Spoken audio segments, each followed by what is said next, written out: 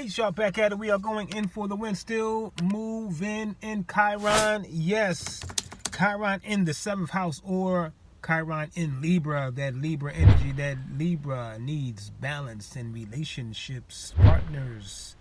Let's go in with the Chiron. If you want to know what that Chiron represents, it represents in astrology.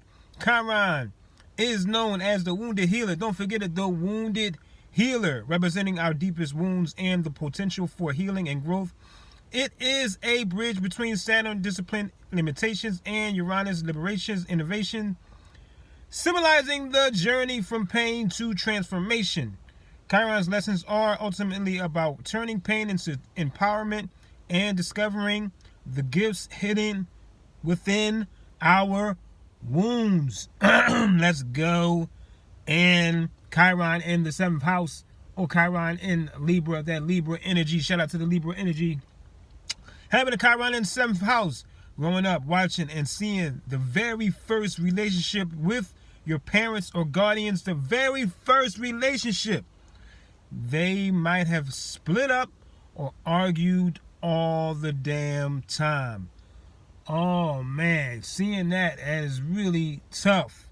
So giving your view on relationships as the same as what you saw with your parents or your guardians, whatever relationship you saw first, that's what you think a relationship, how it's supposed to be.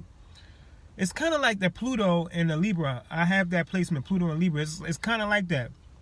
You growing up, you seeing that in a relationship, and you seeing all those arguments, and seeing all that bickering back and forth, and you think that's how you're supposed to be in a marriage or a relationship. And no, that's not the way. That's not balanced. Thinking that you will always get in an argument and never get along. That's how you thought. That's how you think.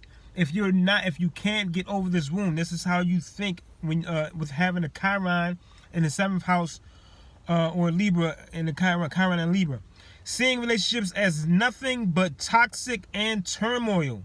So as you see these toxic and turmoil relationships, this makes you have a fear of commitment, or even trying to even get in a relationship. You also can have a fear of rejection or being alone. That Libra energy does not like being alone. It doesn't like being with themselves. You need that balance. That Libra energy needs balance. If you even try to get in a relationship, you can have a subconscious fear of the relationship going wrong. A lot of fear can arise from what you've seen growing up. If something goes wrong while you're in a relationship, you can say that you knew this was going to happen. You're like, man, I knew I shouldn't have got in this relationship. She toxic as hell. I knew it was going to be like this. You can basically self-sabotage yourself when getting into a relationship. If you don't get over this wound, you got to get over this wound. I'm going to tell you how. Hold on.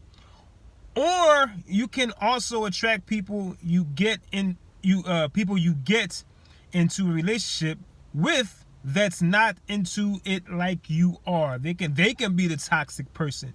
Putting your all into a relationship and your partner being super toxic. This can make you feel like you're not good enough, but you still choose to stay in a toxic relationship. Don't do it. Don't let people take your kindness for weakness. That Libra energy, this is one of the number one things for the Libra energy. Letting people take your kindness for weakness. Don't do it. Don't be all nice, trying to take care of them and they just being toxic. Don't choose those type of relationships. Chiron is teaching you to love yourself unconditionally. You have to find balance within yourself first and love yourself first to find balanced self. So you find your balanced self with a relationship. Let's read that again. You have to find balance within yourself first and love yourself first to find your balanced self within a relationship. This placement can be hard because that Libra energy does not want to be alone. No, they don't. You can feel incomplete when you're alone. It is very important to study yourself. Study yourself to completely love yourself and not take anybody just so you won't be alone. Don't do it. Don't settle for anything. Once you fully understand this wound, you can help others with relationships. You can become a great marriage counselor or relationship therapist, helping people to find that balance within their relationship. But first, you have to find that balance within yourself first. Don't jump into a relationship without healing yourself first, or the wound will get worse. It will get deep. Trust me, I know from having Pluto and Libra, just in a dark relationship, is super toxic. Always arguments and arguing and bickering and all that crap, because you're not balanced and you don't know yourself. You have to study your birth chart. You study your birth chart, you can find that balance within yourself, and then you can find that person that's balanced the way you need them to be, to help you and to be with you. You find yourself first, and you find yourself with other people. I say that all the time.